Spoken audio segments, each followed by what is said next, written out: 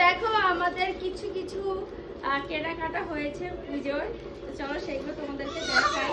আমি এখন মার্কেটিং করেছি, তোমাদেরকে আমি কিছুই শেয়ার করতে পারিনি কারণ এত ভিড়, তারপরে নিজের শরীরটাও আমার ভালো লাগছিল না যে ভিডিও করবো বা কিছু।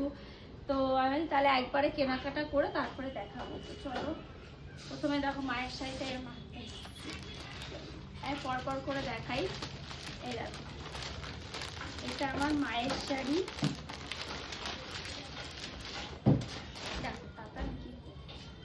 এই দেখো, এটা আমার মায়ের শাড়ি।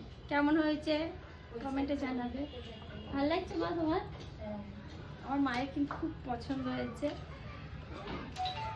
আমি জানতাম যে আমার মায়ের খুব পছন্দ হবে, তার জন্য এটা নিয়ে এসেছি। আর এটার ভিতরের কাজটাও দেখো খুব সুন্দর।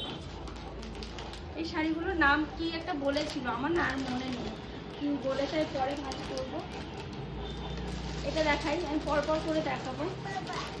এই দেখো, এটা আমাদের সোনা পুচকি, এই যে আমাদের সোনা মায়ের জন্য ছোট্ট জামা, কিউট কিউট। এটা হলো পুজোর জামা, ওকে একটু দেবো। ফিতে বাঁধাগুলো হয় না, এখন তো পরতে পারবে না, 1 মাস বয়স হবে তখন পরতে পারবে। এটা যে সুতির যে গেঞ্জির কাপড় আছে সেইগুলো।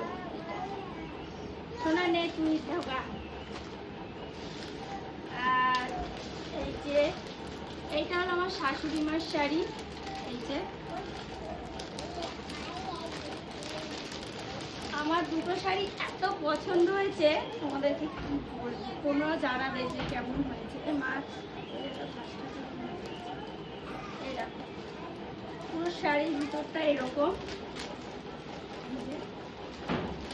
আর এটা আঁচল। কেমন হয়েছে জানাবে কিন্তু। আমার দুটো শাড়ি ভীষণ ভীষণ পছন্দ হয়েছে।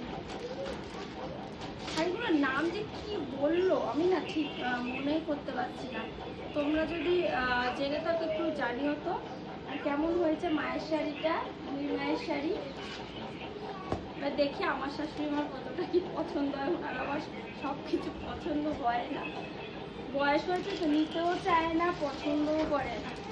আর তাতান পুজোর জন্য আমি একদম সিম্পলের মধ্যে কি বলবো গেঞ্জি নিয়ে এসেছি, গেঞ্জির প্যান্ট আর